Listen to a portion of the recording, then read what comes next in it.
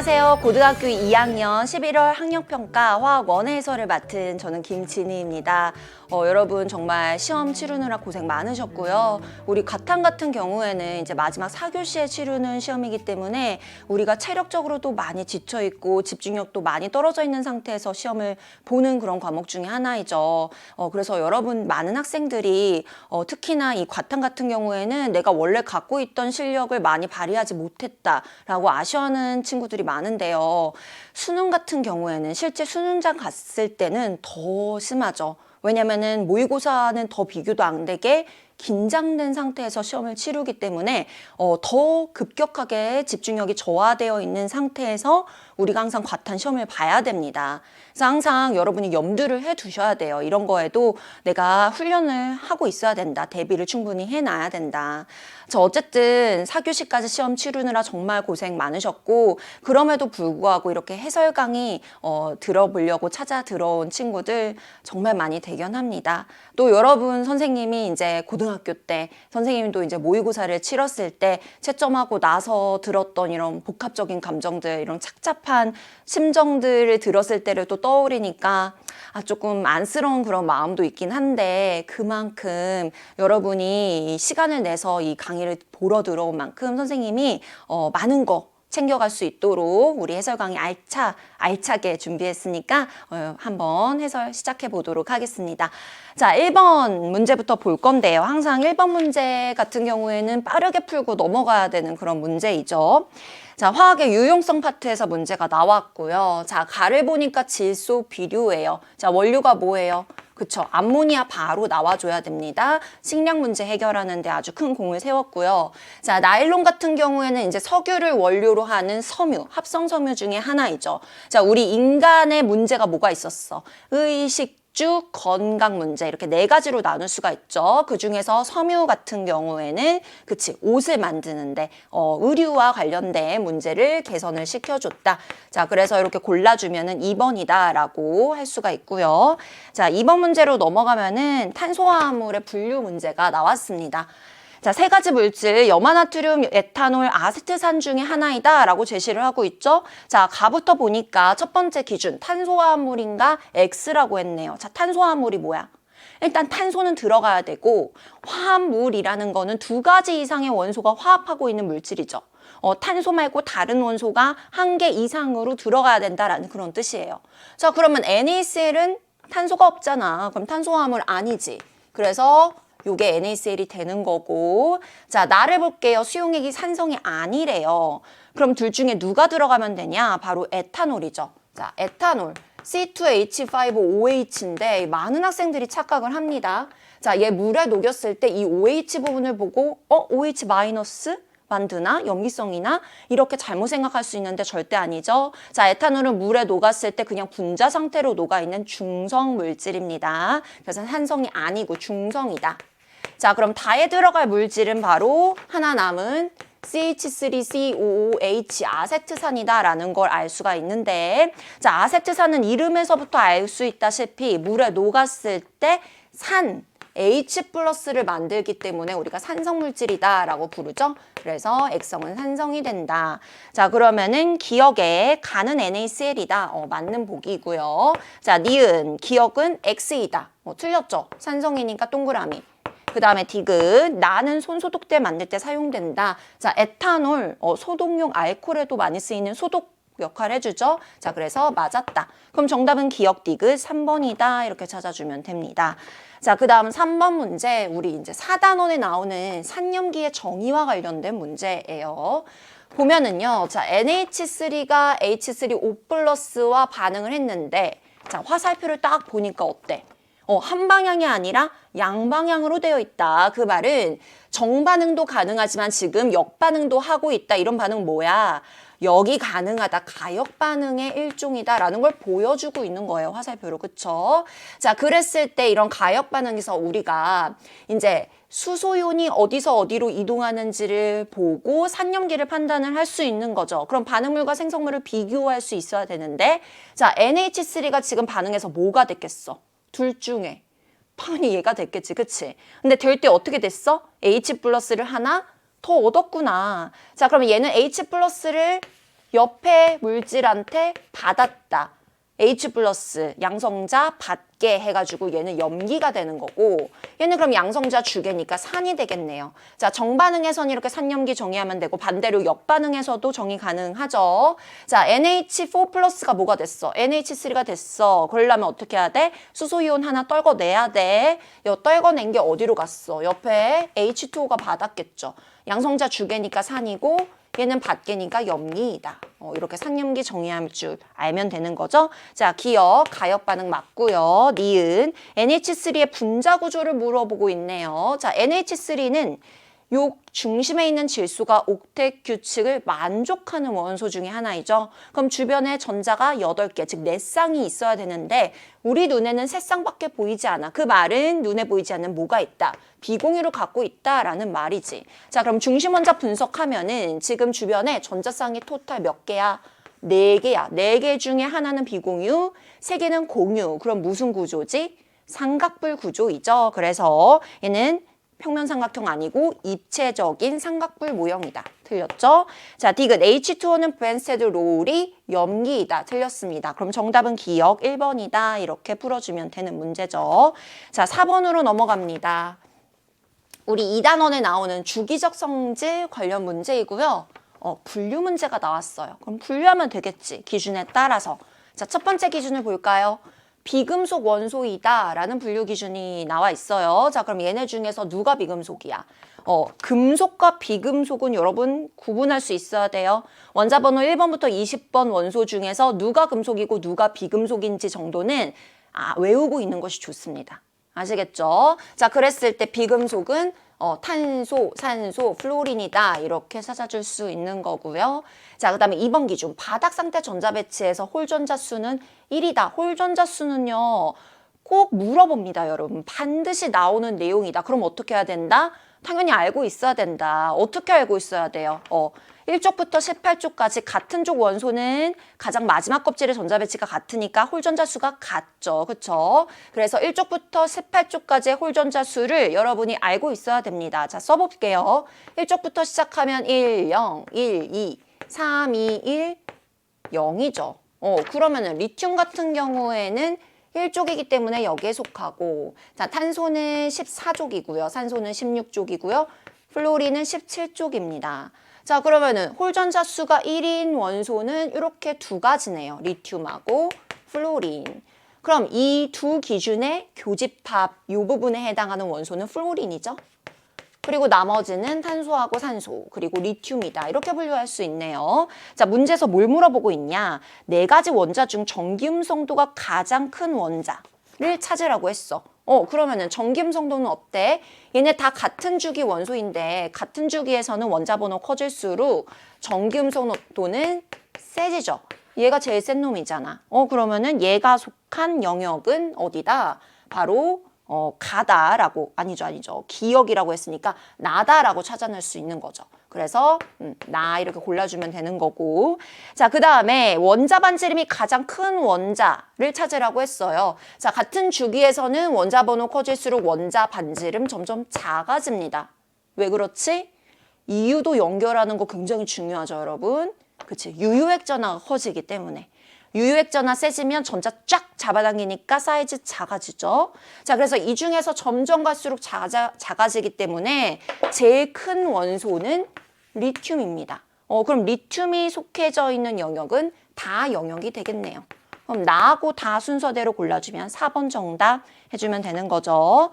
자, 그 다음 5번 문제 넘어가고요. 이건 중화적정 문제인데 중화 적정에선 여러분 실험 도구가 굉장히 중요하죠. 실험 도구의 명칭, 그 다음에 얘네들의 뭐 사용 방법이라든지 이런 거 눈여겨서 봐두셔야 돼요. 자, 여기 지금 실험 도구가 나와 있는데, 자, 여기 위에 길다랗고 좁게 생겨서 눈금이 쫙 가해져 있는 얘가 뭐야? 피펫이지, 얘가. 뷰렛, 피펫이 아니고 큰일 날 뻔했네요. 뷰렛이고요. 자, 요 밑에 나와 있는 삼각형 모양의 플라스크, 이게 삼각 플라스크입니다. 자, 근데 중화적정이라는 것은 어떤 실험이에요? 산이나 염기 용액 중에 내가 농도를 모르는 녀석이 있어. 근데 걔를 중화 반응을 통해서 농도를 알아내는 그런 실험들을 중화 적정이라고 하죠. 그래서 중화 적정에는 두 가지 용액이 등장해요. 내가 농도를 잘 알고 있는 표준 용액, 농도를 몰라. 그래서 내가 알아내야 되는, 농도를 알아내야 되는 그런 미지의 용액. 두 종류가 나옵니다. 자, 그 두 종류가 각각 어디에 들어가는지 위치가 굉장히 중요한데요. 자, 일단 뷰렛에는 뭐를 넣어야 돼요? 내가 농도를 잘 알고 있는 표준 용액을 여기다가 넣는 거야. 표준 용액. 자, 그럼 이 문제에서는 지금 뭐라고 했어? 0.1 몰농도의 NaOH를 사용했다.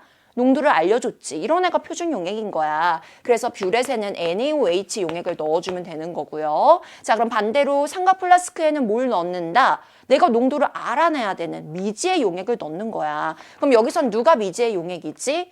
미지의 용액.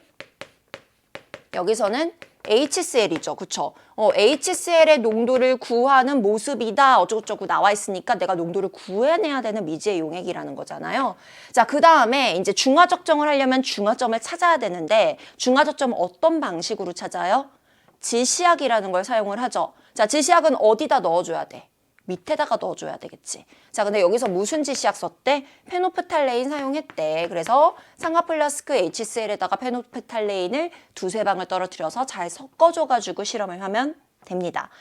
자, 그러면은 중화 적전 시작하기 직전에 뷰렛과 삼각 플라스크에 들어있는 용액으로 적절한 거 고르라고 했어요. 그럼 이렇게 각각 골라주면은 3번이다라고 해줄 수가 있는 거죠. 자, 이렇게 중화 적정 관련한 문제에서는 방금도 얘기했다시피 실험 도구, 위치하고 용액 종류 굉장히 중요하고요. 자, 그 다음에 또 뭐가 나올 수 있어요? 중화점 찾는 문제도 용액의 농도와 관련 지어서 나올 수 있죠, 여러분. 저 어떤 내용이야? 중화점에서는 특징이 산에 들어있는 H 플러스의 개수와 염기에 들어있는 OH 마이너스의 개수가 같다라는 아주 중요한 특징을 갖고 있습니다. 자, 근데 H 플러스의 개수 어떻게 구해요?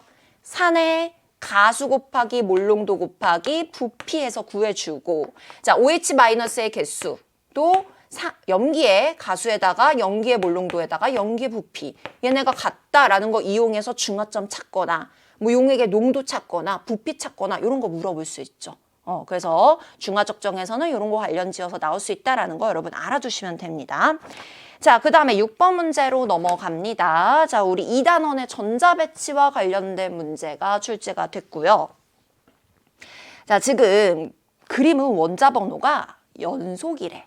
자, 형광펜으로 밑줄 쳐놓으세요, 여러분. 아니면 빨간 펜으로 동그라미 쳐놔. 이런 조건 빼먹으면 안 돼요. 연속이래, 원자 번호가. 바닥 상태로 전자 배치를 해놨대, 그치? 안정한 상태가 돼야 돼. 원자 X부터 Z를 나타낸 것이다. 자, 그리고 나서 요 앞에 거를 가려놨어요. 근데 지금 보니까 X, Y, Z 모두 다 2p 오비탈의 전자가 들어가 있어. 그러면은 1s에 2개, 2s 2개는 일단 채워져 있는 상태여야 되는 거지. 자, 그리고 마지막 Z를 한번 볼게. 여기 보니까 전자쌍으로 채워져 있어. 그럼 얘가 바닥 상태가 되려면 요 앞에 p오비탈은 어떤 모양이어야 돼, 전자가? 일단 전자가 없으면 안 되지. 그치? 여기가 비워져 있으면 훈트 규칙에 어긋나서 얘는 들뜬 상태가 돼버리는 거잖아. 전자가 무조건 채워져 있어야 돼. 근데 2개가 채워져 있어도 바닥 상태고 하나만 채워져 있어도 이건 바닥 상태야. 왜냐면 이 PXYZ는 에너지 준위가 같은 쌍둥이 오비탈이기 때문에 3개 중에 어느 거나 하나 전자쌍이어도 상관없는 거죠. 자, 그럼 둘 중에 뭐가 정답인지 우리가 지금 모르는 상태에서 자, 얘가 맞다면 하고 가정을 하고 한번 풀어볼게요. 자, 원자 번호가 연속이 돼야 돼요. 그러면 지금 P오비탈에 전자가 5개 있잖아. 그러면은 한 칸 앞으로 갔을 때는 4개가 돼야 되겠지. 그럼 얘가 이렇게 전자쌍으로 들어가야 되고 또 한 칸 앞으로 가면은 3개가 돼야 되는데 여기에 하나 들어갔을 때 3개가 되려면 이렇게 돼야 되는데 이러면 바닥 상태가 아니잖아. 훈트 규칙을 위배하게 되는 거니까. 따라서 요 2개씩 있는 상태가 아니라 지금 여기에 전자가 하나 들어있는 바닥 상태구나. 그럼 전자가 4개야. 한 칸 앞으로 가면은 3개고 또 한 칸 앞으로 가면은 2개다. 이렇게 찾아줄 수 있는 거죠. 자, 그랬을 때 Y의 원자과 전자수를 찾으라고 했어요. 문제 열심히 다 잘 풀어놓고 여기서 삐끗하면 큰일 나죠, 여러분. 자, 원자과 전자수가 뭐야? 가장 마지막 껍질에 있으면서 화학 반응에 참여하는 전자의 개수야. 마지막 껍질. 마지막 오비탈이 아니라 마지막 껍질. 두 번째 껍질에 있는 애들을 다 세워줘야 된다는 말인 거죠. 잘못해서 3개로 센 친구들 많죠? 이런 거 정말 기본이 되는 거 실수하면 안 돼요, 여러분. 요거까지 포함해서 몇 개다?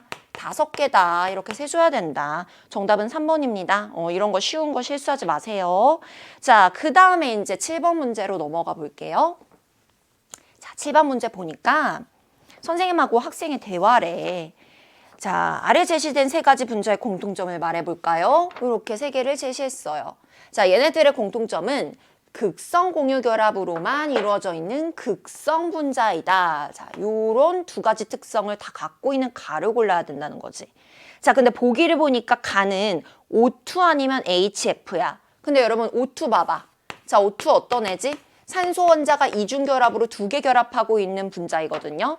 자, 같은 원자가 결합하고 있으면 이 가운데 있는 전자쌍 치우침이 발생하지 않죠. 전기음성도가 같으니까. 그럼 정확하게 가운데 있으니까 이거 무슨 결합이야? 무극성 공유 결합이야. 틀렸지? 그래서 얘는 아니다. 그럼 뭐다? HF가 정답이구나. 그럼 정답은 HF가 들어있는 2번 또는 4번 중에 하나다라는 뜻인 거고. 자, 그럼 넘어가 봅시다. 자, 그 다음에 그러면 극성 공유 결합으로만 이루어져 있는 분자는 모두 극성 분자인가요? 라고 학생이 질문을 했더니만 선생님이 모두 그런 게 아니에요. 예를 들어서 누구는 극성 공유 결합으로만 이루어져 있지만 무극성 분자다. 요 조건을 만족하는 분자를 찾으면 되는 거지. 자, 둘 중에 하나야. CH4 또는 CH3Cl. 자, 근데 CH3Cl 같은 경우에는 이렇게 생겼잖아요. 자, 전부 다 극성 공유 결합이긴 맞는데 자, 얘네들은 무슨 분자야? 비대칭 구조이기 때문에 극성 분자야. 그래서 무극성 분자가 아니죠. 그럼 정답은 뭐예요? CH4. 자, CH4 같은 경우에는 맞죠? 자, CH4는 정사면체 구조를 이루고 있습니다. 탄소와 수소 사이의 결합이기 때문에 서로 다른 원소로 구성된 공유결합, 극성 공유결합 맞아요.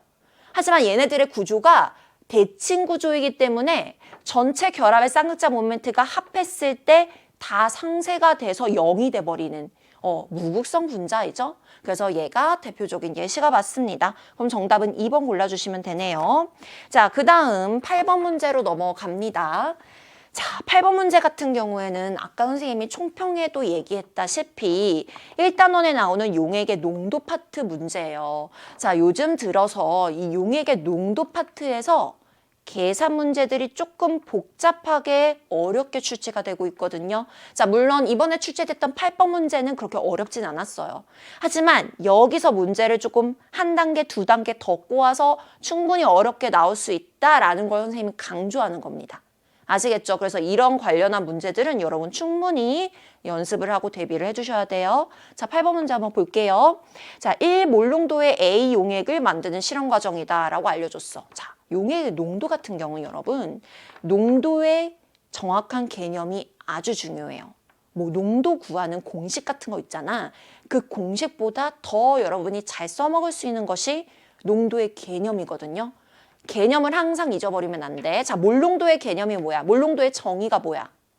용액 1리터당 녹아있는 용질의 몰수, 그 비율을 알려주는 것이 몰농도의 정의이죠. 자, 여기다 써보자면은 몰농도는 자, 1몰농도다라는 뜻은 지금 용액이 1리터 있을 때 용질이 1몰 녹아있다라는 뜻이야. 자, 근데 우리가 보통 문제들을 보면은 용액의 부피를 리터로 주기보다는 밀리리터로 더 많이 주거든요. 자, 1리터 몇 밀리리터야? 1000ml지. 요 정도는 단위 변환할 수 있어야 되고 따라서 1000ml 속에 1몰 녹아있다라는 뜻이 1몰농도의 정의가 되는 거예요. 자, 그랬을 때 실험 과정을 볼게요. AWg을 100ml 비커에 넣고 녹였대요. 자, 용질이 이만큼 들어간 거지. 질량으로 줬네, 몰수가 아니라. 자, 그리고 걔를 500ml 부피 플라스크에 넣었대. 그리고 용액을 채워서 용액을 만들었대. 그럼 최종적으로 용액의 부피는 얼마라는 거야? 100이라는 거야? 500이라는 거야? 500이라는 거지, 그치? 부피 플라스크의 용량이 꼭 용액의 부피가 되는 거야. 자, 그럼 내가 지금 제조한 용액은 500ml야. 자, 그 안에 얘가 농도가 1몰 농도래. 그러면은 몇 몰 녹아 있을까? 자, 1몰 농도는 1000ml 속에 1몰 녹아 있다라는 비율인데 걔를 1000ml가 아니라 500ml만 만들었어. 절반만 만들었다는 뜻인 거지. 그럼 그 안에 용질도 절반만 녹아 있겠지. 0.5몰 녹아 있다는 거네. 그런데 얘가 몇 g이래? Wg이래. Wg. 자, 그렇다면은 이 Wg이 만약에 얘가 1몰 있다면 질량이 얼마겠어? 2W겠지. 2배니까. 이게 이 물질 1몰의 질량, 즉 화학식량이 되는 거지. 화학식량 구한 거고. 자, 그러면 기억 보기 볼게요. 자, 기억 보기 전에 문제를 한번 읽어볼게요. 이 실험에서 한 가지만 달리했다고 가정했을 때 A의 농도가 0.5몰 농도가 되는 것만을 보기에서 고르라고 했어. 지금 우리가 만든 용액은 1몰 농도인데 하나를 딱 바꿨더니 농도가 절반으로 줄었대. 그러니까 농도가 어떻게 됐다는 거야? 진해졌다는 거야? 연해졌다는 거야? 연해졌다는 뜻인 거지. 자, 가능한 게 뭔지 보기에서 찾아볼게요. 기억 보세요. 가에서 AW 대신에 EW를 넣었대. 그럼 용액의 부피는 똑같은데 거기다가 용질을 더 녹였다는 거잖아. 용질 더 녹이면 얘들아 농도 진해져 연해져? 당연히 진해지지, 그치? 그러면은 농도가 0.5 절반으로 줄어들 일은 없는 거죠. 그럼 기억은 틀린 거네. 자, 니은 보자. 가에서 100ml 비커 대신에 200ml 비커를 사용했대.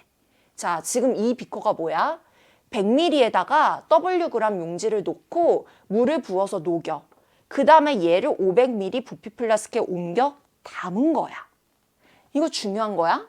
안 중요한 거야. 그쵸? 왜냐면 내가 결국 최종적으로 만들고 싶은 용액의 부피는 500인데 여기다가 바로 이거 고체 가루잖아. 고체 가루를 넣으면 우리가 사용하는 부피 플라스크는 요 목이 굉장히 좁고 긴 실험 도구잖아요.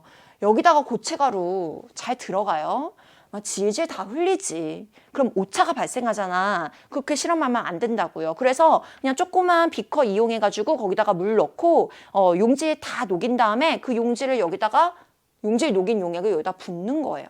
그런 용도로 쓰이는 비커이기 때문에 얘가 100이든 200이든 300이든 전혀 상관없습니다. 그래서 니은은 아무 상관없죠. 자, 디귿 보면은요. 그럼 디귿이 정답이겠네. 확인해보자. 나에서 500ml 부피 플라스크 대신에 1000ml 부피 플라스크를 사용을 한대요. 그러면은 1000ml를 사용하면 용액이 만들어지는 애가 1000ml겠지. 자, 1000ml를 쓰는데 용질은 똑같이 Wg을 넣은 거야. Wg 몇 몰이야? 0.5몰이야. 그럼 이거 농도 얼마야? 0.5몰 농도 말하는 거 맞잖아. 그래서 디귿이 맞는 보기가 되는 거죠. 자, 그럼 정답은 3번. 골라주면 되는 거네요. 자, 그래서 선생님이 아까도 강조했지만 이 용액의 농도 문제를 풀 때는요, 여러분, 이렇게 비례식을 이용해서 정확한 개념을 이해하고 있고 그거를 비례식을 이용해서 풀어내는 것이 문제를 헷갈리지 않고 정확하게 푸는 방식이에요. 물론 이 용액의 농도를 구하는 공식도 있지만 그 공식은 자칫 잘못하면 여러분이 헷갈릴 수 있어요. 아시겠죠? 그래서 이렇게 정확한 개념으로 비례식으로 갖고 계산하는 거 연습하세요. 자, 그 다음에 이제 9번 문제로 넘어갑니다. 자, 다음은 어떤 반응의 생성물을 화학 결합 모형으로 나타낸 반응식이래. 3단원 화학 결합 관련 문제네.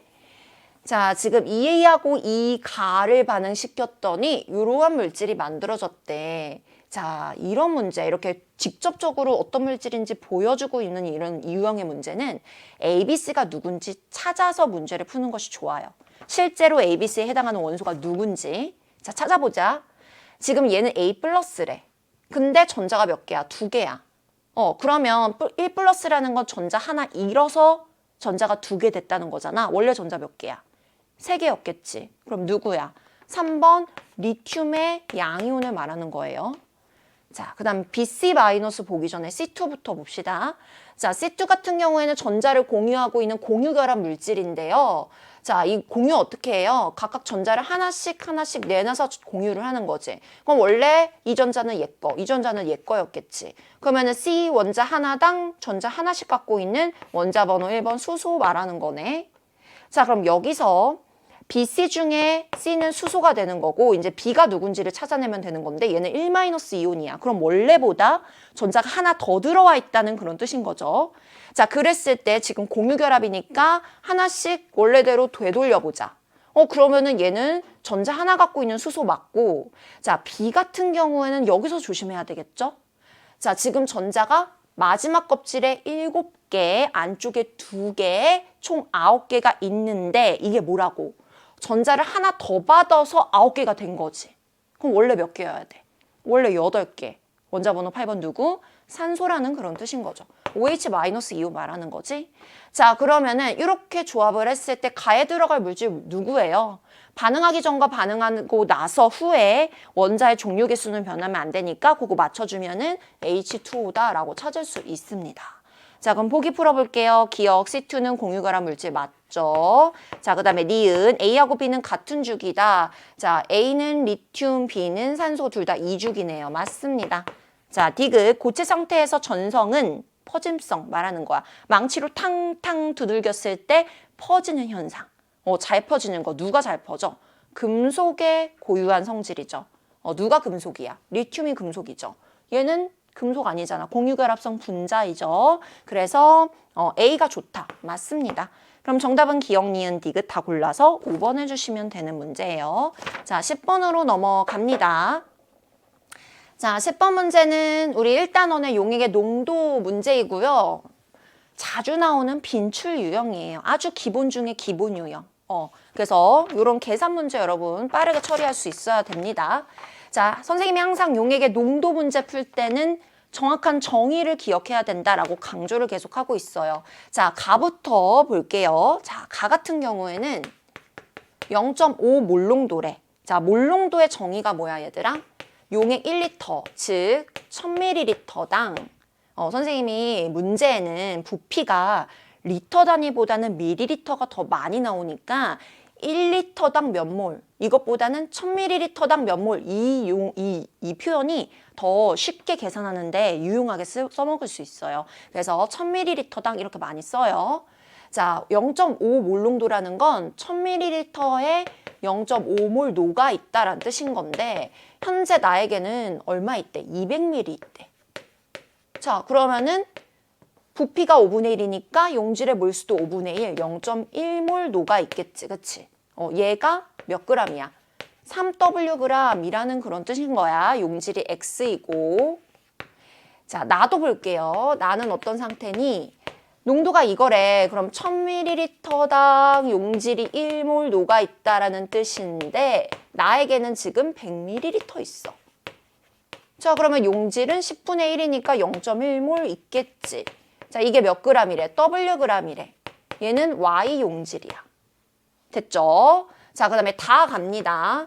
자, 다 같은 경우에는 퍼센트 농도네요. 자, 퍼센트 농도의 정의는 뭐야? 용액 100g이 기준이지. 그치? 몰농도의 정의는 용액 1리터 기준이고 퍼센트 농도는 질량 백분율 농도이기 때문에 용액 100g이 기준이 되는 거야. 용액 100g 기준이라고 봤을 때 그 속에 용질이 얼마? 5.9g 들어있는 걸 우리가 5.9%라고 정의한다고. 자, 근데 나한테 지금 부피가 100ml 들어있다라고 줬어. 자, 그러면은 얘는 부피고 얘는 질량이니까 단위가 안 맞잖아. 그럼 단위를 바꿔줘야 되겠죠. 부피하고 질량과 관련된 단위 바꿔주는 매개체 뭐예요? 밀도지, 밀도. 자, 문제에서 다의 밀도가 d g/ml다라고 줬어. 곱해야 돼, 나눠야 돼? 헷갈리면은 여러분 단위를 보세요. 알았죠? 자, 단위를 봤을 때 곱해야 될까, 나눠야 될까? 곱하면 되거든. 봐봐. d g/ml. 단위는 문제에서 무조건 줘요. 헷갈릴 땐 단위를 보면 돼. 곱했더니만 밀리리터 사라지고 그램 남지. 질량 되는 거야. 이렇게. 자, 그랬을 때 이 안에 0.1몰 녹아 있는 거. 요게 지금 요 농도가 나왔다라는 그런 뜻인 거죠. 얘는 Y고. 자, 좋습니다. 그러면 기억보기 한번 볼게요. 자, 용질의 양은 가와 나가 같다. 용질의 종류는 다른데 용질의 양은 같은 양이야. 그래서 기억보기 맞았고. 자, 니은 보기. 자, W는 59D냐라고 물어봤습니다. 자, 그럼 W를 구해줘야 되는데 이건 어떻게 구해야 되냐면 지금 다이에 들어있는 용질이 Y잖아요. 자, Y가 0.1몰은 얘가 Wg이다 라는 걸 말하는 거죠. 그러면은 요거 비례식 쓰면은 우리 W 구해줄 수 있겠지. 자, 이게 100D니까 100D를 양변에 곱해. 100 사라지고 W는 5.9D야 이렇게 나옵니다. 59D 아니고 5.9D. 그래서 니은은 틀렸죠. 자, 디귿 보면은 X의 화학식량을 구하라고 했어요. 자, 그럼 화학식량 어떻게 구해줘야 되냐? 우리가 지금 W가 5.9D라고 구했잖아. 그럼 여기다가 이렇게 대입해주면 되겠네. 봐봐. X가 0.1몰 있을 때 3Wg이래. 그러면 X가 1몰 있으면 몇 g이겠어? 10배니까 얘도 10배 해줘. 30Wg이지.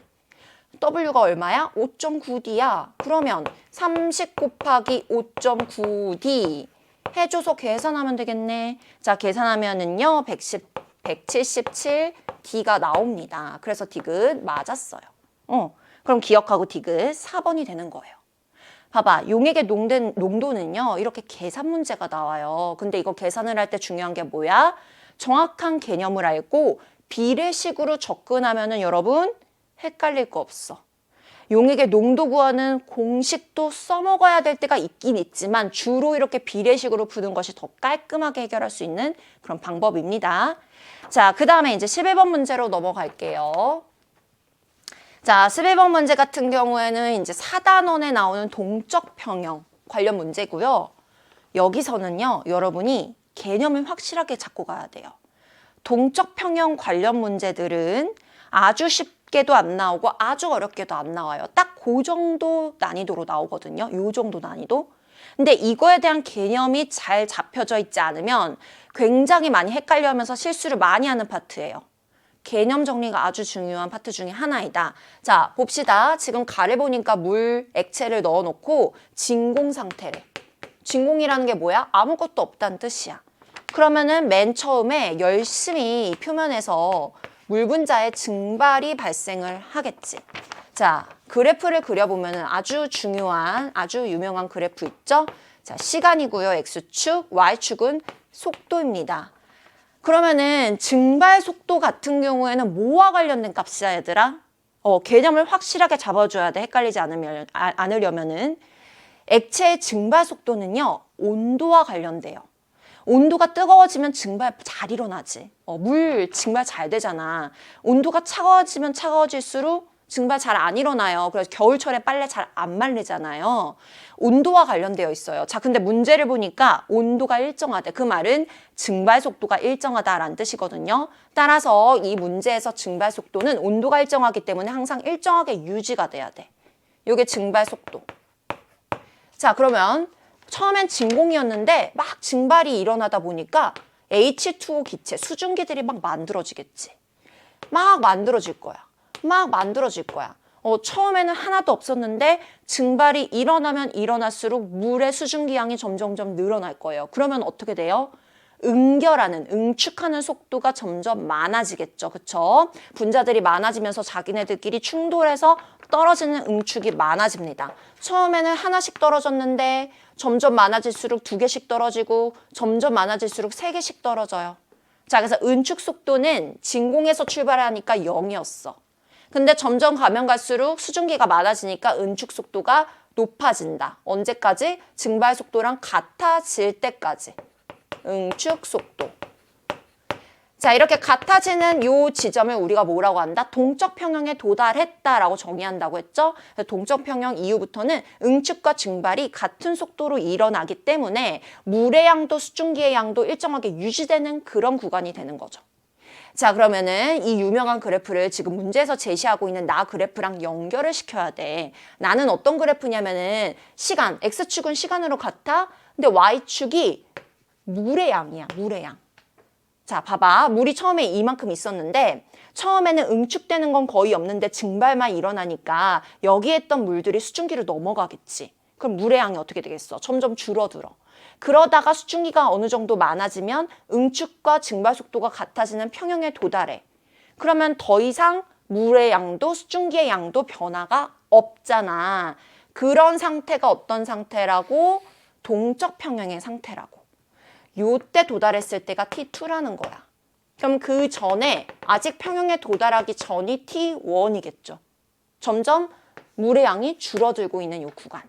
자, 그러면 보기 봅시다. 기억. T2에서가 T1에서보다 큰 값. 그러니까 T2에서 더 큰 걸 고르래요. 자, 큰 걸 고르자. 기억. 용기 속 수증기의 질량.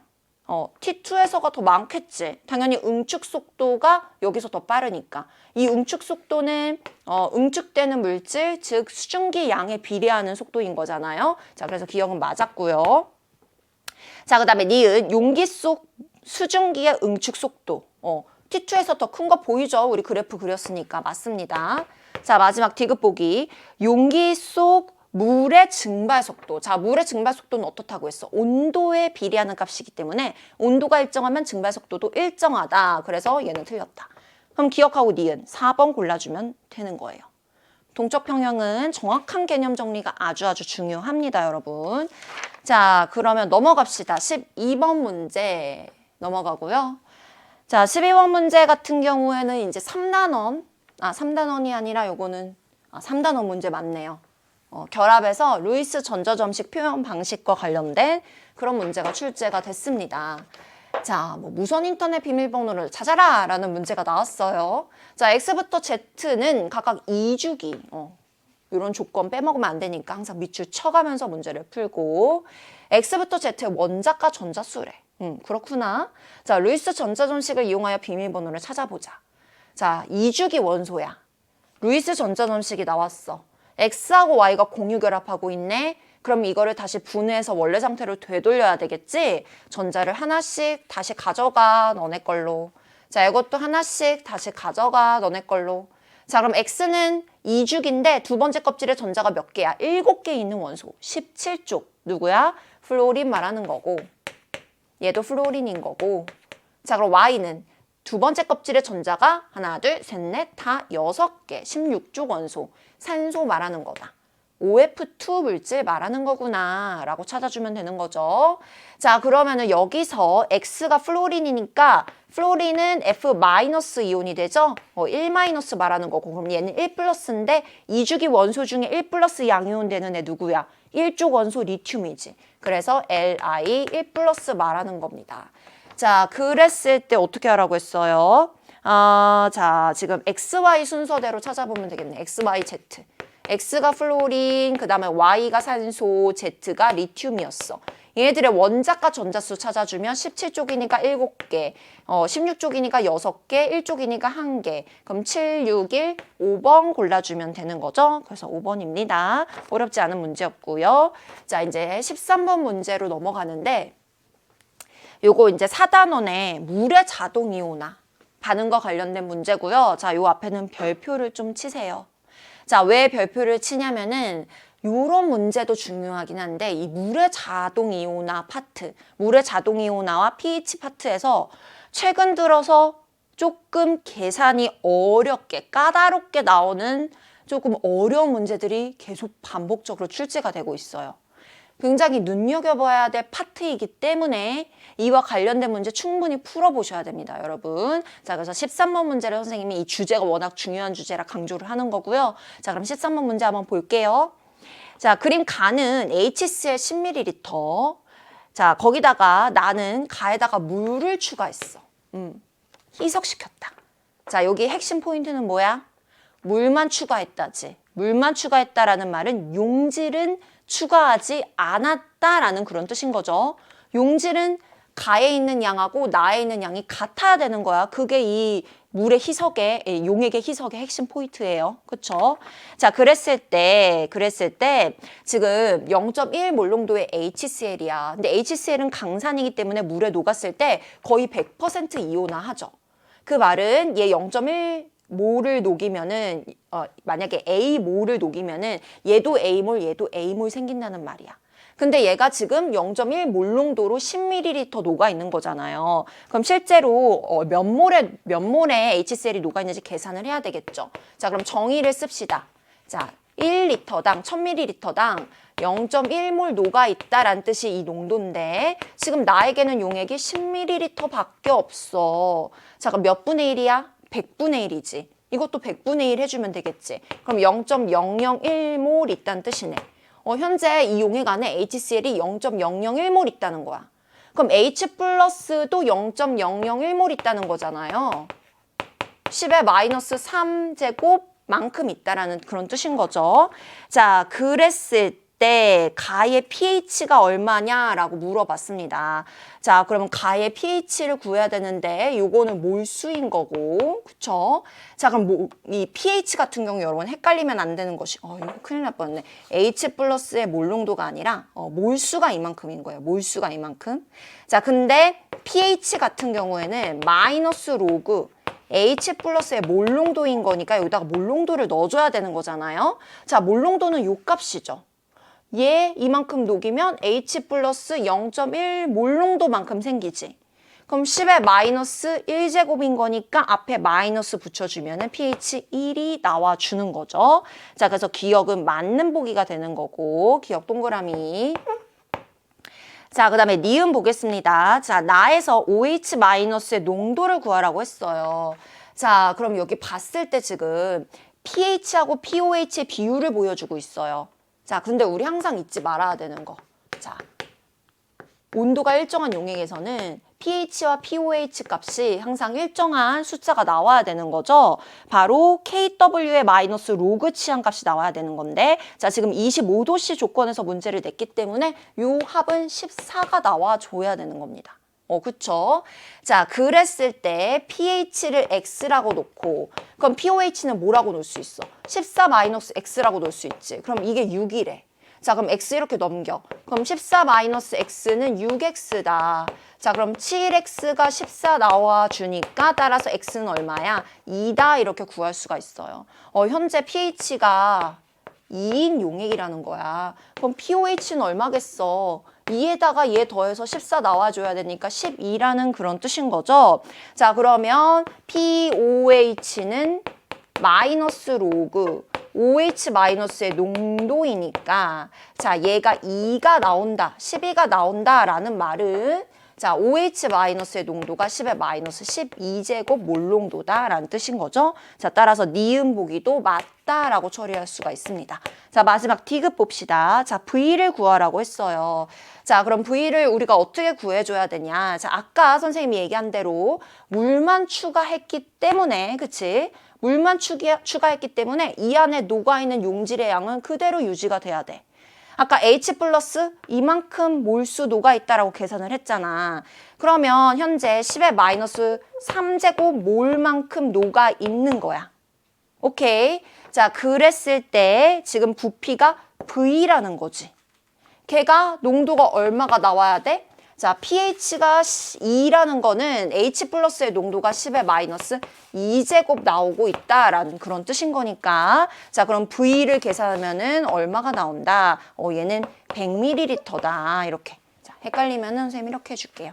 자, 농도가 이만큼이야. 그러면, 자, 이게 정의가 뭐야? 1리터. 즉, 1000ml당 10의 마이너스 2제곱 몰 녹아 있는 거잖아요.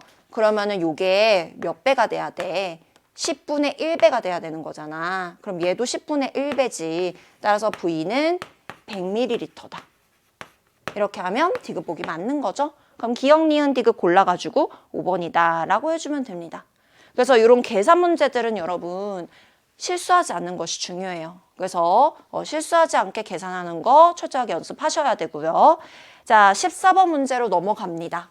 1단원에 나오는 유형이고요.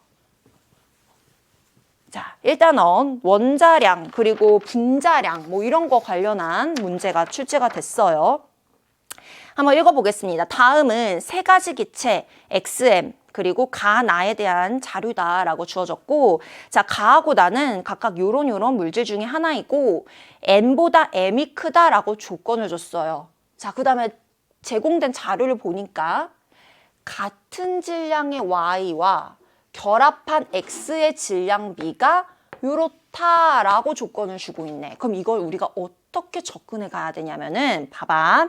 지금 물질이 XMYN하고 XNYM이라는 두 가지 물질이 나왔어. 근데 얘네들의 Y가 같은 질량이라고 조건을 준 거야.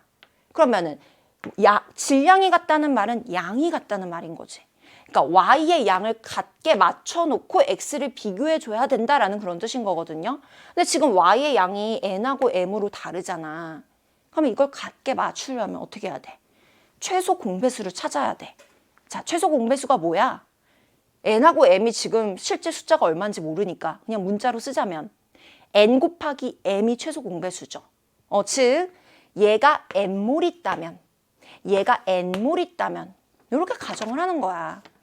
그러면 그 안에 Y는 얼마 있는 거야? M 곱하기 N만큼 있는 거지. 여기도 한 덩어리당 M씩 N 덩어리 있는 거니까 Y가 M 곱하기 N만큼 있는 거지. 같은 양 있는 거니까 같은 질량 있다라고 얘기할 수 있는 거야. 자, 그랬을 때 X가 얼만큼 있는 거야? 자, M 개씩 M 덩어리니까 M 제곱. 얘도 N 제곱. 자, 요게 1대 4래. 근데 둘 중에 누가 가고 누가 난지 모르잖아? 자, 근데 어떤 조건을 줬어? M이 N보다 크대. M이 N보다 크대. 그러면은 M제곱, N제곱 했을 때 누가 더 커야 돼? 얘가 당연히 커야 되겠지. 그럼 얘가 4, 얘가 1이 돼야 된다는 거야. 얘가 나, 얘가 가가 돼야 된다는 거지. 자, 그럼 M하고 N하고 비율이 어떻게 나와야 돼? N 대 M은 요거 루트 씌워주면 제곱이니까 2대 1이다. 아니지, 1대 2 반대로. 1대 2다. 이렇게 찾아낼 수가 있는 거죠. 그쵸? N이 정확하게 1, M이 2다 라는 뜻이 아니라 비율이 1대 2인 거야. 2하고 4일 수도 있고 3하고 6일 수도 있는데 뭐 정확하게 얼마인지 모르니까 그냥 1이야 2야 라고 가정하고 대입해서 문제를 풀어봅시다. 그러면은 자, 나라는 물질은 대입하면은 X2Y가 되는 거고 가라는 물질은 XY2가 되는 거잖아요. 자, 그랬을 때 얘네들의 분자량의 비가 가 대 나가 23대 21에. 자, 분자량은 뭐야? 원자량의 합이 곧 분자량인 거잖아요. 자, 그럼 원자량 합을 구해주면 가는 X의 원자량을 스몰 x라고 놉시다. 자, X 더하기 2Y가 얼마야? 23이라는 거고. 자, 나 같은 경우에는 2x 더하기 y 이게 22가 나온다는 거지. 자, 그럼 여기다가 곱하기 2 해줘볼까? 그러면 전체 곱하기 2 하면 4x 더하기 2y 해서 44 나오고. 자, 따라서 1번식에서 2번식을 빼주면은 자, 1번에서 2번을 빼는 거야. 그럼 여기서 여기 빼는 거니까 2y 사라지고 4x 빼기 3 하면 3x 나오고 44 빼기 23 해주면 21 나오지. 따라서 x는 얼마다? 7이다. 그럼 x가 7이면 x 대 y는 x가 7이면 여기다가 7 대입해서 y 계산해주면 되겠죠? 자, y는 8 나옵니다. x와 y의 원자량의 비율을 구해준 거야. 자, 그랬을 때 뭐라고 했어? 문제에서 n분의 n 곱하기 m 계산하라고 했어. 자, 지금 n 대 m이 1대 2니까 요거는 2분의 1 나오고 여기서 m은 요 물질의 분자량 비율이었잖아요.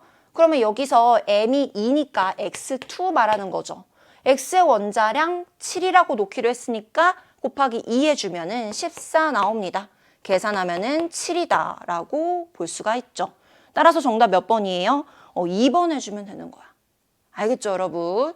자, 요거는 우리 원자량, 분자량, 화학식량과 몰 관련한 문제에서 정말 자주 빈출되는 유형의 문제입니다. 핵심 포인트가 뭐예요? 어떤 구성 원소가 같은 질량이야 라는 말은 질량만 같다는 것이 아니라 몰수도 같고 어쨌든 그 물질의 양이 같다는 거야. 그럴 때는 얘를 같게 맞춰줬고 나머지 원소들을 비교해줘야 되는 그런 유형의 문제예요. 그래서 얘를 이렇게 맞춰준 다음에 x를 비교해서 우리가 이렇게 문제를 접근해 나간 거죠. 그래서 자주 빈출되는 유형이니까 접근 방식 여러분 기억해 주시면 되고요. 자, 그 다음 15번 문제로 넘어갑니다. 자, 15번 문제 완전 별표 3개. 별표 3개 치세요. 정말 중요한 문제였어요. 왜 중요하냐면요. 교육과정이 개정된 이후로 이 동위원소 평균 원자량 파트에서 고3 같은 경우에는 모의고사, 수능 계속적으로 한 문제씩 출제되고 있는 파트예요. 자, 옛날에는요, 이 부분에서 문제가 많이 나오지도 않았고요. 그리고 나오는 문제들이 굉장히 쉬운 수준으로 출제가 됐었거든요. 근데 교육과정이 개정된 이후로 계속 꾸준히 한 문제씩 출제가 되고 있고 또 난이도도 꽤나 어렵게 출제가 되고 있어요. 앞으로도 계속해서 그렇게 당분간은 출제될 예상이다라고 우리가 생각할 수 있거든요. 그래서 굉장히 중요한 파트입니다. 자, 동위원소 개념 확실히 잡고 가야 되고 그거 이용해서 평균 원자량 계산하고 분자량 계산하는 그런 유형의 문제들 여러분 많은 유형 연습해서 대비해 두셔야 돼요.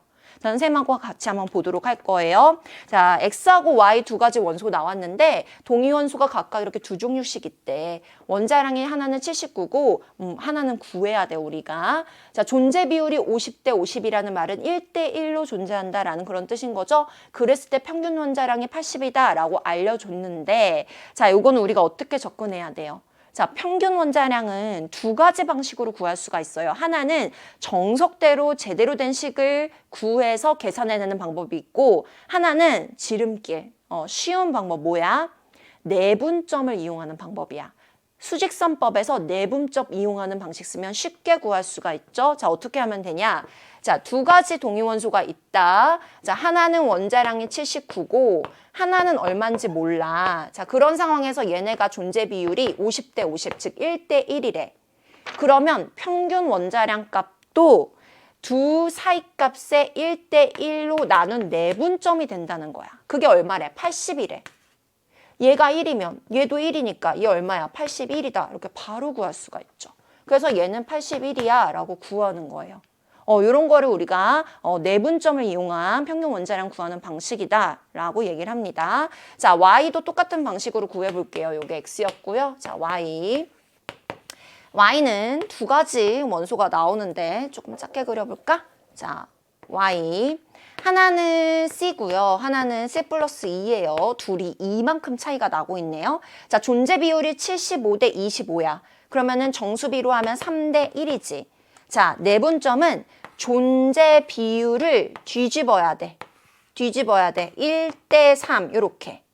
요 차이값에 1대 3이 되는 지점을 찾아. 그게 평균 원자량이다 라는 뜻이에요. 자, 그럼 전체 4 중에 4칸으로 나눴을 때 그 중에 한 칸이 평균 원자량 지점이라는 거지. 자, 둘의 차이가 2야. 2를 4로 나눠봐. 한 칸당 0.5. C에서 0.5 갔을 때가 평균 원자량이다. 그게 내분점 1대 3의 지점이다 라는 뜻입니다. 그래서 요게 C에다가 0.5 더한 만큼이 평균 값이에요. 굉장히 쉽게 구할 수가 있죠. 그쵸? 자, 그러면은 기억 봅시다. 동그라미 기억은 요거니까 틀렸네요. 자, 니은 분자량이 서로 다른 XY를 구하라고 했어요. 자, 분자량이 서로 다른 XY를 구해라. 분자량이 서로 다른 에다가 밑줄. 분자량이 서로 다른. 그러면은 한번 구해봅시다. 자, X는 지금 79 또는 81 두 종류가 있고, 자, Y는 C 또는 C 플러스 2 이렇게 두 종류가 있어. 자, 그럼 XY를 우리가 조합을 시킬 때 어떻게 시킬 수가 있어요? 자, 요렇게 시킬 수가 있고, 자, 얘가 또 요렇게 결합을 할 수가 있겠죠? 자, 그럼 그 조합을 다 적어보자면 79짜리랑 C랑 이렇게 조합을 할 수가 있고, 또 79짜리랑 C 플러스 2. 자, 이번에는 81에다가 C, 그리고 81에다가 C 플러스 2. 이렇게 가능합니다. 자, 그런데 얘네들의 분자량은 원자량의 합이잖아. 그럼 분자량을 구해보면은 얘네 둘이 더하면 81 더하기 C. 얘네 81 더하기 C. 그리고 83 더하기 C 이렇게 나와버리는 거야. 분자량이 몇 종류야? 한 종류, 두 종류. 근데 얘랑 어때? 같아. 그럼 한 종류를 쳐줘야 되는 거겠지. 분자량은 숫자니까. 그쵸? 그리고 한 종류 더. 몇 종류다? 3종류라는 거예요. 분자의 종류는 4종류가 나오지만 분자량의 종류는 숫자이기 때문에 3종류가 나와버립니다. 자, 따라서 니은은 어때요? 맞는 정답이 되는 거지. 조심해야 되는 그런 보기 중에 하나야. 자, 디귿 갑니다. 디귿. 자, 디귿은 지금 이런 숫자를 구하라고 했어요. 자, 바로 한번 계산을 해볼게요.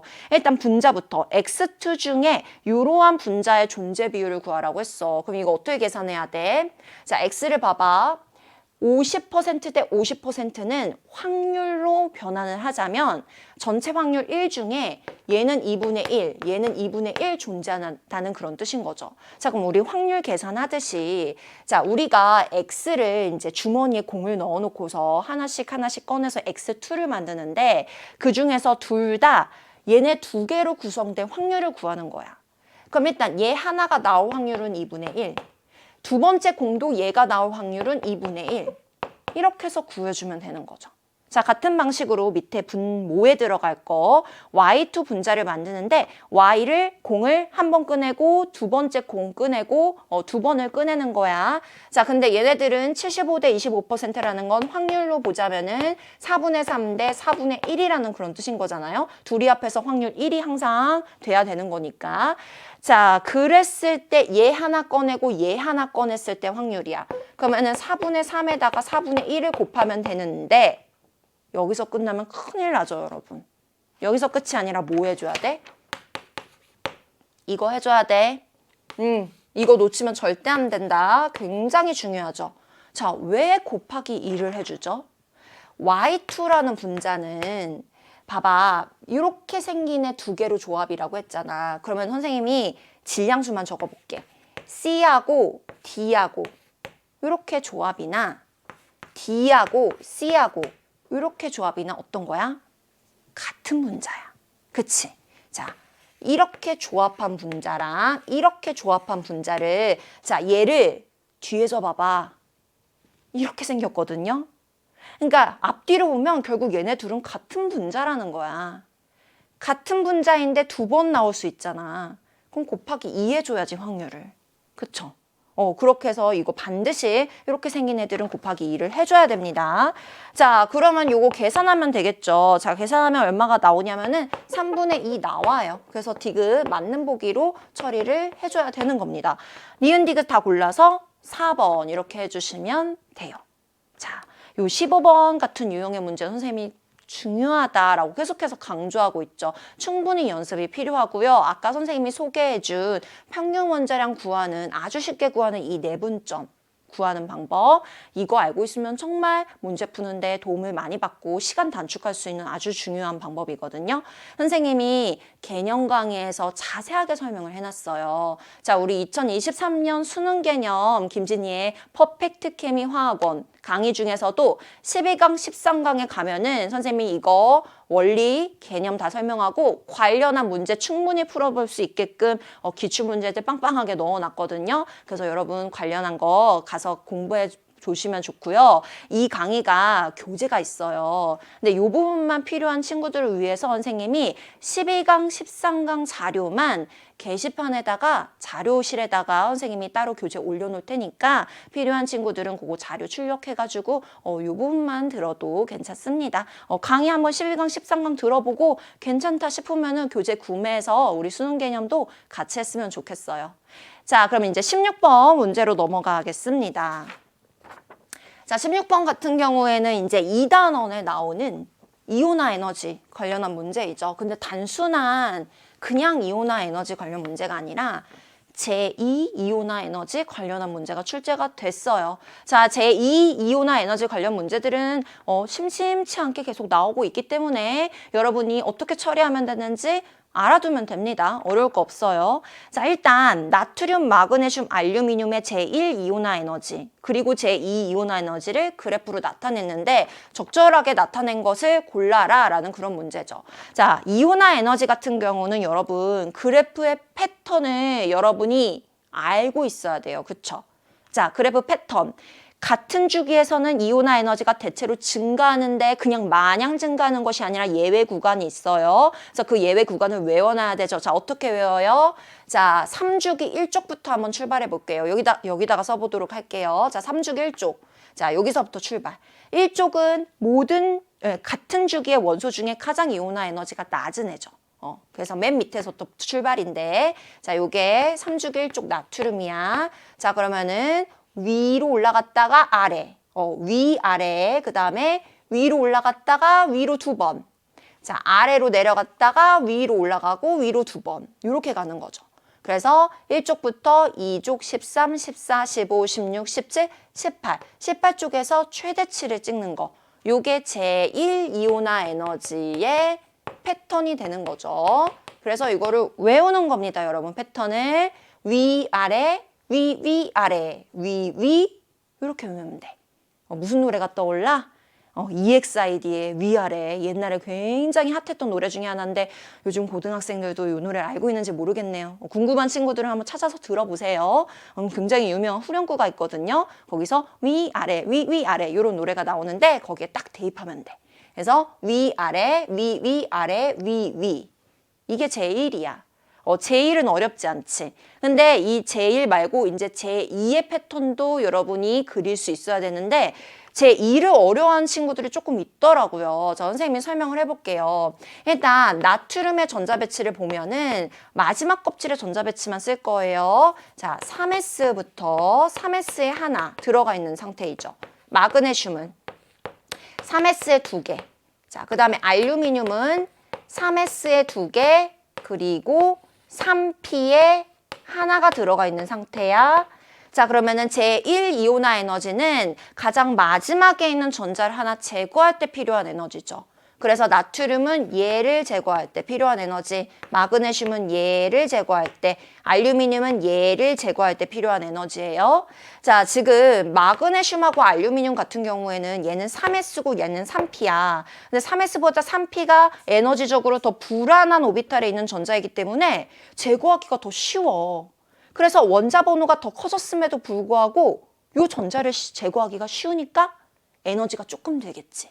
그래서 이온화 에너지가 원자 번호가 커졌음에도 불구하고 증가하는 게 아니라 오히려 낮아지는, 감소하는 예외 구간이 여기서 발생하는 거야. 그래서 여기가 마그네슘이고 여기가 알루미늄이 되는 거잖아요. 요게 이제 예외 구간. 자, 그래서 제1은 각각 이렇게 전자를 제거한 거야.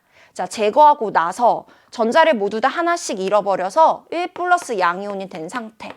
자, 요 상태에서 또 전자를 하나씩 빼낼 때 그때 필요한 에너지가 제2이온화 에너지잖아요.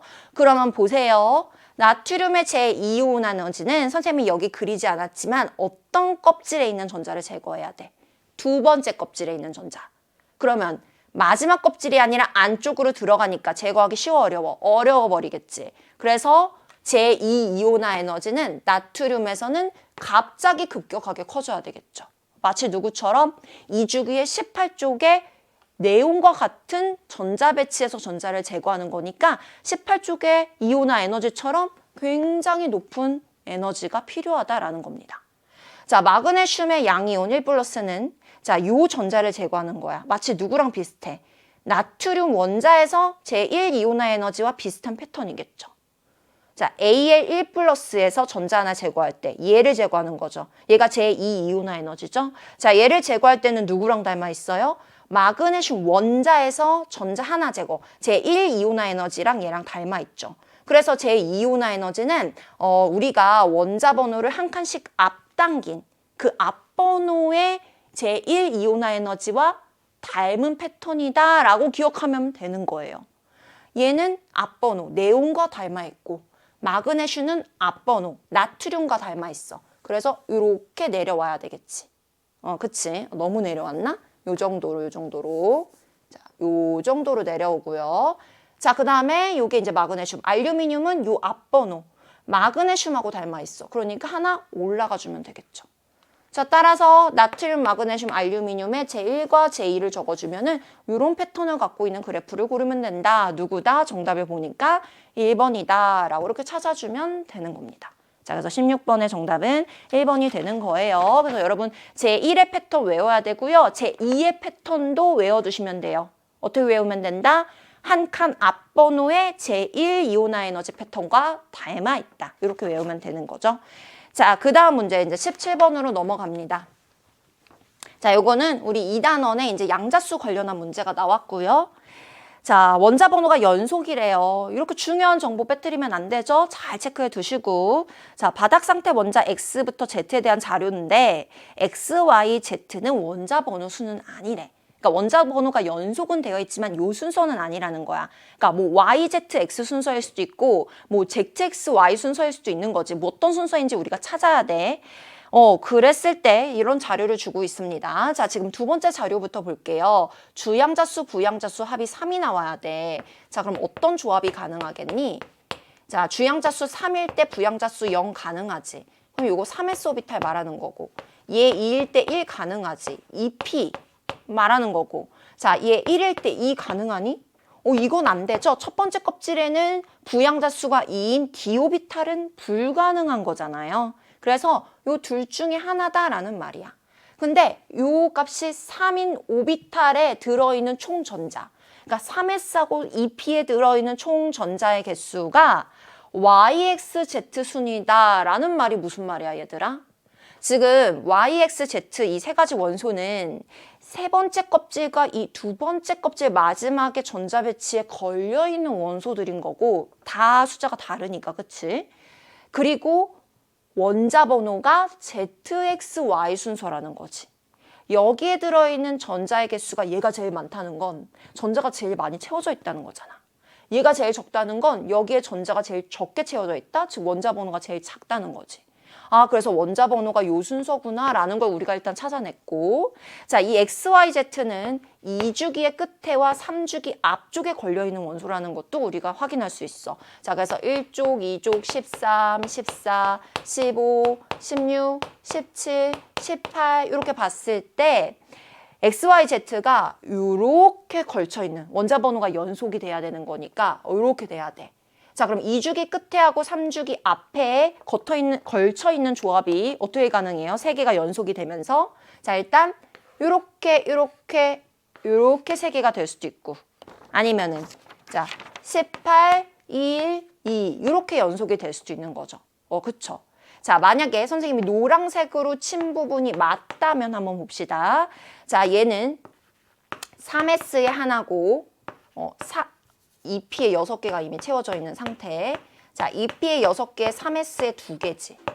그치? 자, 그 다음에 얘는 2P에 지금 6개 채워져 있는 전자 배치일 거야. 자, 근데 첫 번째 조건에서 뭐라고 했어? p 오비탈에 들어있는 전자수가 요렇대. 그러면은 p 오비탈에 6개, p 오비탈에 6개, p 오비탈에 6개야. 3개가 다 같아버리면 이 조건에 맞지 않잖아요.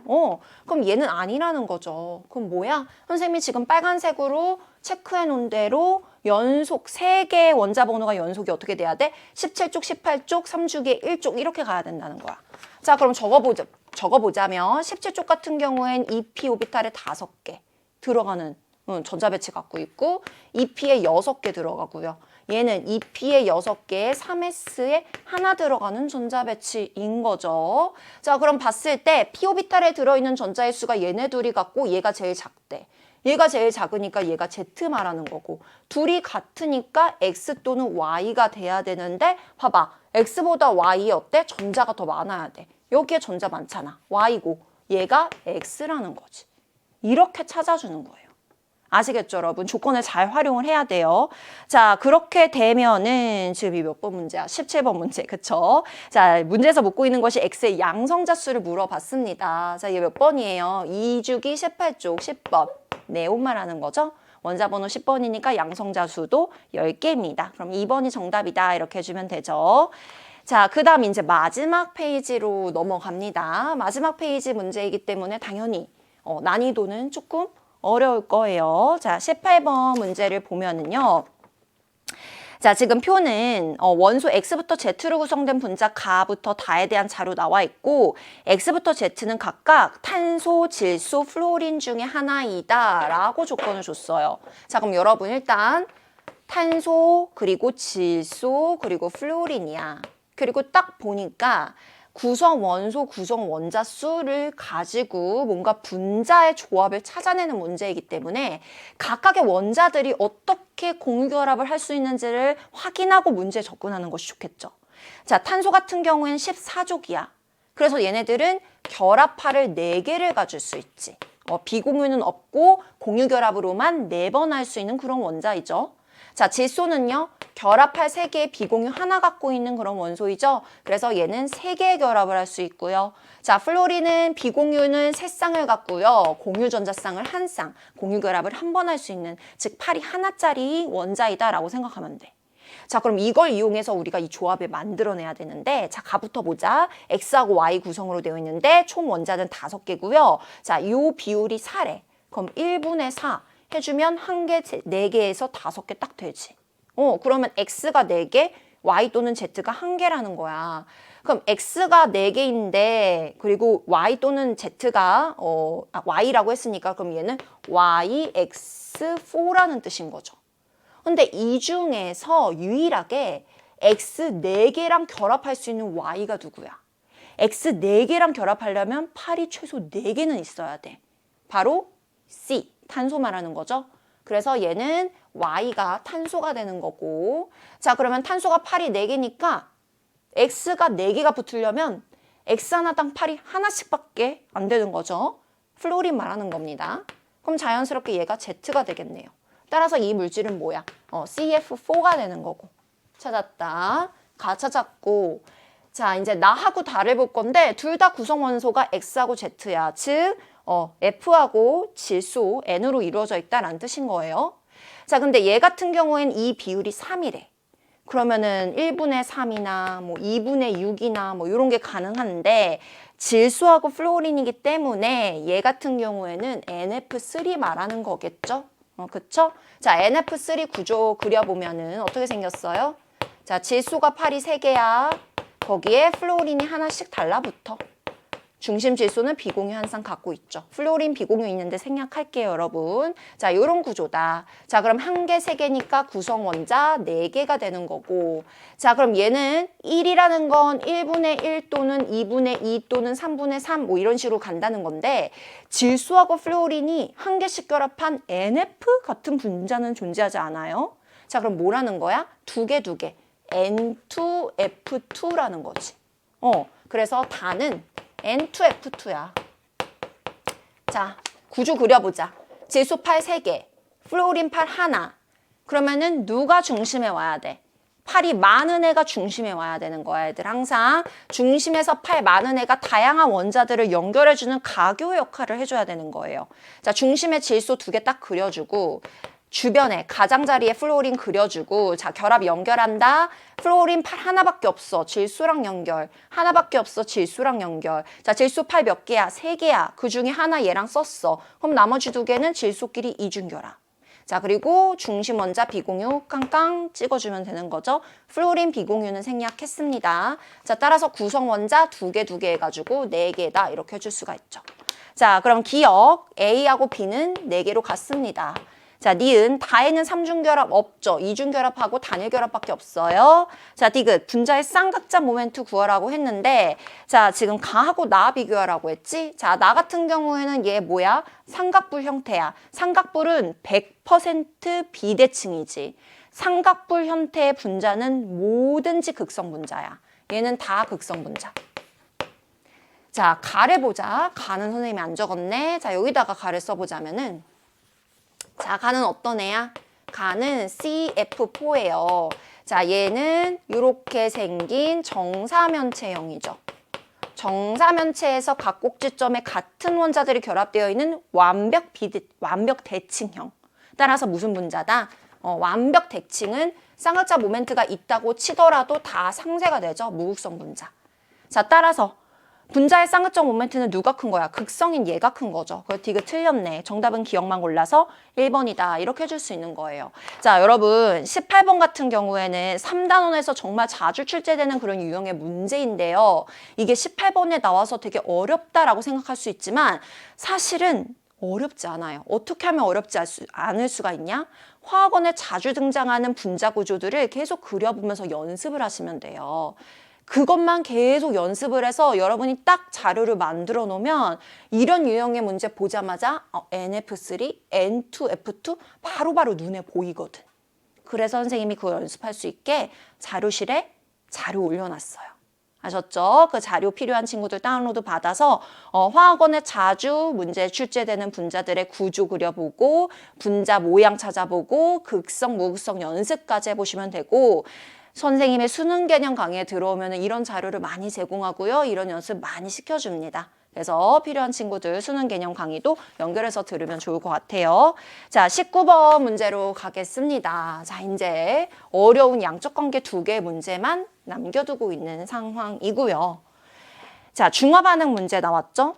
자, 지금 보니까 자, 가에서 실험 과정 볼게요. H2A와 BOH와 또 다른 농도의 BOH 세 가지 종류의 용액을 준비했고 자, H2A 10ml에다가 BOH 2몰농도 Xml를 섞어서 첫 번째 용액을 만들었대. 용액을 첫 번째를 만들었대. 근데 보니까 이 안에 존재하는 이온의 종류가 세 종류야. 두 가지 산과 염기 용액 한 가지씩 섞었는데 이 안에 존재하는 이온이 세 종류다. 그럼 액성이 산성 또는 염기성이라는 거지. 그치? 세 종류가 나오면 산성 또는 염기성이야. 자, 거기다가 추가로 첫 번째 용액에다가 추가로 A 몰농도의 BOH 2x ml를 즉 염기성 용액을 더 섞었는데 두 번째를 만들었어. 그랬더니 지금 이온이 몇 종류야? 두 종류야. 자, 산하고 염기를 섞었는데 이온이 두 종류라는 말은 얘가 뭐라는 거야? 중성이라는 거지. 왜냐? 산에 있는 구경군 이온하고 염기에 있는 구경군 이온은 얘네들은 반응을 안 하는 애들이니까 반드시 남아있을 수밖에 없어. 그런 애들이 누구예요?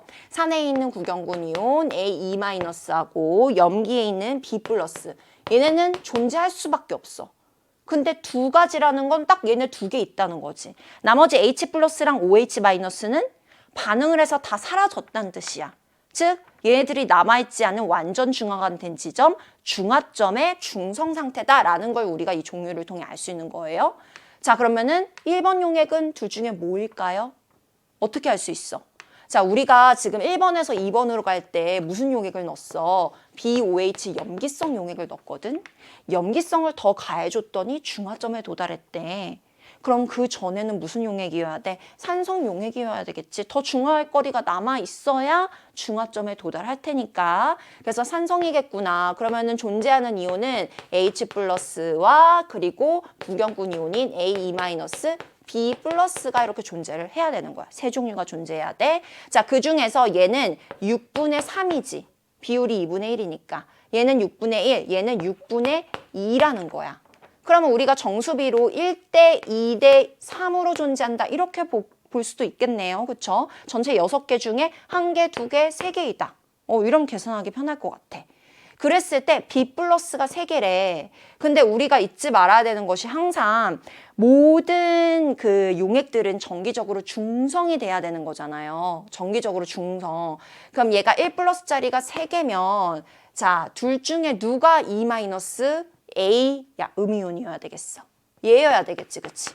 그리고 얘가 H+여야지 얘들의 전하를 모두 더했을 때 합이 0이 되겠죠. 자, 그래서 이렇게 찾아주면 되고요. 마찬가지로 자 2대 1이기 때문에 얘가 B+고 얘가 A2-다라고 우리가 찾아줄 수가 있는 거예요. 자, 그럼 봤을 때 자, 첫 번째 용액을 보도록 하겠습니다. 자, 용질의 몰수비를 우리가 이용하면 돼요. 왜냐면 이온 개수비를 알려줬기 때문에. 자, 용질의 몰수비 어떻게 계산하죠? 가수에다가 몰농도에다가 부피 곱해서 계산을 해내면 되는 거죠. 자, 그러면은 이온들을 봤을 때 B+와 그 다음에 A2-와 그리고 H+ 요 계산을 하면 되는데요. 자, B+ 같은 경우에는 BOH에서 나오는 이온이기 때문에 가수가 1이고 그리고 B의 농도가 BOH의 농도가 여기서 2몰농도라고 했잖아요. 그리고 Xml이기 때문에 곱해서 2X 이렇게 해주면 되겠네. 2X. 자, 그 다음에 A2- 같은 경우에는 H2A에서 나오는 거잖아. 그럼 H2A에서 자, 2몰농도에다가 10ml니까 20이고 거기다가 1 곱해주면 되죠. 가수 1이니까. 자, 그 다음에 H+ 같은 경우에는 H2A에서 나오는 거예요. 근데 H2A에서 가수가 2니까 곱해서 40이 되는 건데 중화 반응을 했으니까 OH-를 넣어준 만큼 H 플러스가 사라졌겠지. 그럼 그거 계산하면 2X를 빼줘야 된다는 거야. 자, 이게 몇 대 몇이 나온다는 거죠? 3대 2대 1이 나온다는 거예요. 그래서 요거 계산하면은 X값 구해낼 수가 있습니다. 15ml다. 이렇게 계산이 되는 거고요. 자, 이제 같은 방식으로 두 번째 용액도 계산을 해볼게요. 자, A2-하고 B 플러스하고 계산을 하면 되고, 자, 얘네들의 비율이 몇 대 몇? 1대 1에. 자, 근데 어떻게 계산이 되는 거야? 자, H2A이기 때문에 자, A2-는 20만큼 있다 계산을 하면 되는 거고, 자, 그 다음에 B 플러스 같은 경우에는 지금 이 몰농도의 Xml이니까 이 X에다가 자 거기다가 추가로 우리가 A 몰농도의 BOH 2Xml를 더 넣어준 거잖아요. 그래서 2AX 이렇게 계산식을 세울 수가 있죠. 자, 그러면은 얘네가 1대 2가 나와야 된다. 그럼 X 넣고 계산을 해서 A값 구해낼 수 있는 거죠. A값 계산하면 3분의 1 나옵니다. 자, 그럼 문제에서 구하라고 한 것이 A분의 X 구하라고 했으니까 3분의 1에다가 15 해줘서 계산하면은 45다. 그럼 정답은 5번 이렇게 구해줄 수 있네요. 자, 이제 마지막 20번 문제로 한번 가볼게요. 자, 마지막 이제 양적 관계 문제고요. 1단원에서 우리 항상 어렵게 나오는 파트의 그런 문제가 출제가 되었습니다. 자, A하고 B하고 반응해서 EC가 되는 반응인데 요 개수가 미지수예요. 아, 개수를 구해야겠구나라는 생각을 해야 되고요. 자, 자료값들을 보니까 질량하고 몰수하고 부피를 줬는데 이럴 때는 항상 우리가 질량으로 가야 될지 몰수로 가야 될지를 결정을 해줘야 돼요. 자, 질량으로 간다면은 몰수비를 바로 쓸 수 없겠죠. 질량비와 몰수비는 같지 않으니까. 자, 몰수로 간다면 이 몰수비를 이용을 할 수가 있을 거야. 자, 근데 보통 이런 질량과 몰수가 같이 나오는 유형의 문제는요. 몰수로 푸는 문제일 가능성이 더 높습니다. 자, 그래서 몰수로 풀어볼 건데, 자, 실린더 1하고 2에 각각 물질을 이렇게 놓고 각각 반응을 시킨 거야.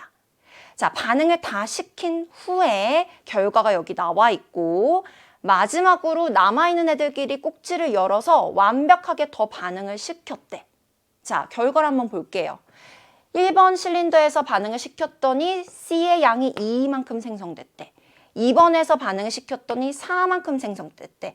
생성물의 양이 2배라는 말은 반응도 2배 더 일어났다라는 그런 뜻인 거죠.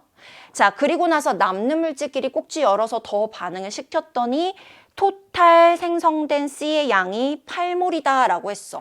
그럼 원래 2몰 있었고 4몰 있었고 총 6몰이 있었던 상황에서 8몰이 됐다는 건 C가 2몰이 더 생겨났다라는 거지. 그러니까 꼭지를 열고 마지막에 남는 물질끼리 반응을 다 시켰을 때 생성물이 C가 2몰이야. 그러면 첫 번째 실린더에서 반응했던 양과 같은 양만큼 반응했다는 그런 뜻인 거잖아요. 자, 그걸 좀 이용을 해보자면 첫 번째 실린더에서 A하고 B하고 반응해서 EC가 되죠.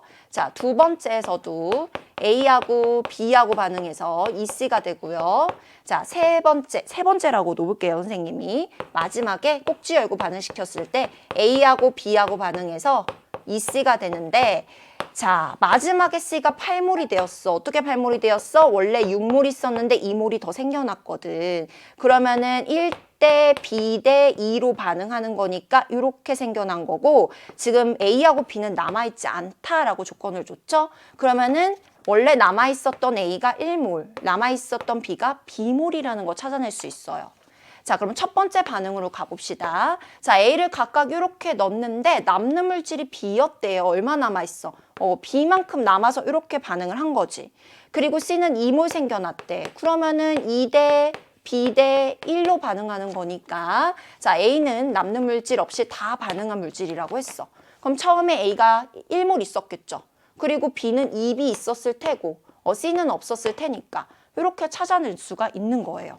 자, 마찬가지로 두 번째 실험에서도 자, A가 1몰 남아있었고 B는 다 사라졌어. 그리고 C는 3몰 생겨났대. 그러면은 이렇게 2배만큼 반응을 했다는 거기 때문에 A는 처음에 3몰 있었고 B가 2B 있다. 이렇게 찾아줄 수가 있는 거죠.